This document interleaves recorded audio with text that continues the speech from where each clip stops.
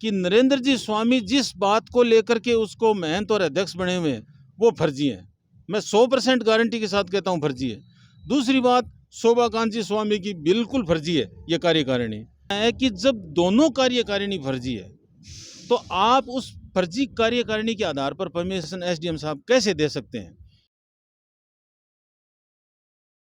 नमस्कार, मैं हूं मनीष पांडे और थे नागरिक और सरदार शहर एक्सप्रेस। सरदार शहर को सबसे बड़ो चर्चा को विषय आमरण अनशन पर बैठे हैं एसडीएम कोर्ट के सामने और आप मौजूद आप बात कर रमेश जी शर्मा का के मामलो है और ये मामला लेके क्यों बैठा है, के वजह है बैठना की, और आज 3 दिन हो चुके हैं इन ऊपर आप पूरी बात कर। नमस्कार सर। नमस्कार मनीष जी, सबसे पहले तो मैं आपका धन्यवाद दूंगा कि आपकी पत्रकार मंडली ने आखिर मुझे संभाला तो सही। बाकी प्रशासन की तरफ से आज तीसरे दिन आमरण अनशन पर बैठते हुए भी किसी ने भी मेरे साथ कुछ भी पूछताछ नहीं की। इनके लिए तो समाज के एक सामान्य आदमी की कोई कीमत नहीं है। खैर, मेरा छोटा सा निवेदन ये है कि सरदार सर के ठीक मध्य में यहाँ की जो हार्ट जिसको कहते हैं वो ताल मैदान स्थित है। वो 1976 में रजिस्टर्ड डीड से बना हुआ है, श्री प्रीतम दास दादूपंथी ताल भूमि सार्वजनिक ट्रस्ट के नाम से, जो सार्वजनिक है। और जब रामदयाल जी महाराज जी ने वो ट्रस्ट बनाया था और उसको 85 में उसको रजिस्टर्ड भी करवा लिया था, उस टाइम उन्होंने ट्रस्ट डीड के अंदर बाकायदा लिखा था कि ये सामाजिक काम में आएगी। हमारे गुरुओं के इसमें पानी के अघोर कुंड तालाब बने हुए हैं, वो काम आएंगे और आगे जो भी ट्रस्टी आगे से आगे बढ़ते जाएंगे वो इसके अंदर समाज के उत्थान के लिए कोई भी काम करते जाएंगे। लेकिन हुआ ऐसा कि जब उन्होंने 11 ट्रस्टी बनाए, उसमें एक तो माननीय कलेक्टर साहब थे, 10 अन्य थे, तो वो धीरे धीरे एक ट्रस्टी का स्वर्गवास होता गया। तो कायदे से ट्रस्ट डीड के अनुसार ऐसा था कि जैसे ही एक ट्रस्टी का स्वर्गवास होगा तो बाकी ट्रस्टी मिलके उस खानापूर्ति को कर लेंगे। लेकिन किसी ने कुछ भी खानापूर्ति नहीं की और अंत में ये हुआ कि एकमात्र हमारे माननीय कलेक्टर साहब उसके अंदर रह गए। कुछ उनको काम की वजह से या किसी कारण से उन्होंने भी ट्रस्ट की कोई सुध नहीं ली। 2018 में उसके बाद में जब सारे ट्रस्टी को 10 ट्रस्टीज़ का स्वर्गवास हो गया और ट्रस्ट में कुछ नहीं था, एक खाली अकाउंट था उसका पंजाब नेशनल बैंक में, तो 2018 के अंदर बाद में फिर एक बार शोभा कांत स्वामी ने इस ट्रस्ट को वापस अपनी कार्यकारिणी बनाई और 14/3/18 को पेश किए कागज़ बीकानेर में। 15/3/18 को उनकी वो कार्यकारिणी मंजूर हो गई और उसमें महाराज देवादास जी को अध्यक्ष बनाया गया, जो रतनगढ़ में महंत हैं।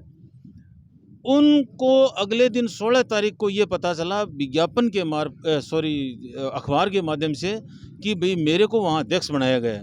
तो उन्होंने 17 तारीख को यहाँ एसडीएम साहब के सामने पेश होकर के बिल्कुल बाकायदा लिखित में ये दिया कि मैं न तो इस कार्यकारिणी का अध्यक्ष हूँ, न मेरे को इस ट्रस्ट से कोई लेना देना है। मैं तो केवल मात्र एक समाज में साधु संत के हिसाब से इसके अंदर महंत के रूप में आता रहता हूँ दादूवारे के अंदर, और मेरा कुछ नहीं है।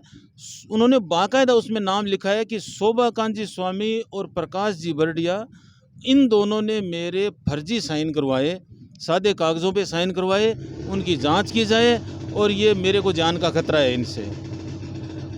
लेकिन आप देखो कितनी बड़ी विडंबना, 2018 में उनके कई भी बात की कोई वैल्यू किसी ने नहीं की और वही शोभा कांत स्वामी उन्हीं की कार्यकारिणी से आज तक काम कर रहे हैं। अध्यक्ष वो हैं, एक बार मान भी लेते हैं वो अध्यक्ष है, तो आप देखो कि जिस ट्रस्ट के संबंध में शोभा कांत साइन कर रहे हैं वो संयोजक पद से कर रहे हैं। ट्रस्ट का नाम अलग है, जिस ट्रस्ट का नाम से होना चाहिए उसका नाम से हल्का सा परिवर्तन किया हुआ है नाम का, और उसमें वो संयोजक पद से कर रहे हैं।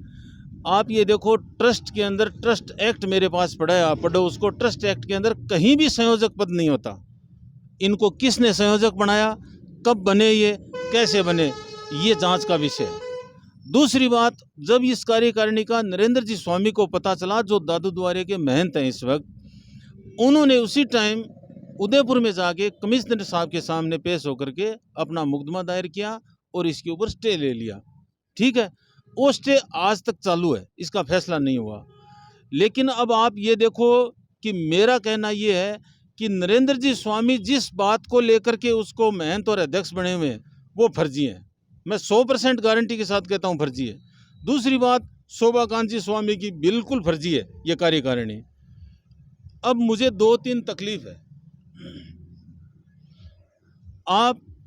मैं इनको साहब को, एसडीएम साहब को पिछले 15 दिन से मैंने अपनी जूती तोड़ दी।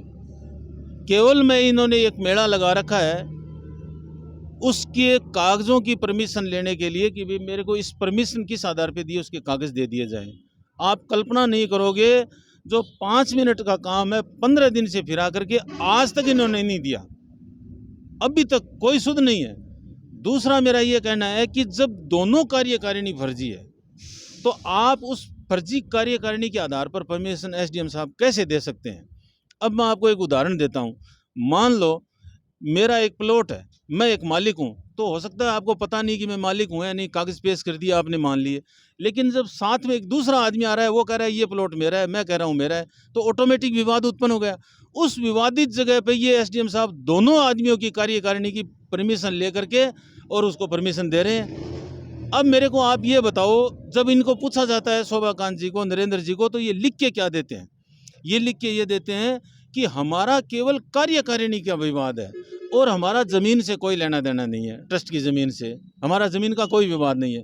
तो आप अपने ये लिख के दीजिए कि हम कार्यकारिणी को लड़ेंगे और ज़मीन जो है वो कार्यकारिणी किसी की भी हो जाएगी तो ज़मीन से हमें कोई लेना देना नहीं है। न तो शोभाकांत जी का ज़मीन से लेना देना है, न नरेंद्र स्वामी का। हम कार्यकारिणी से लड़ते रहेंगे, कार्यकारिणी जिसकी हो जाएगी वो कागज़ अपने घर पर रख लेंगे।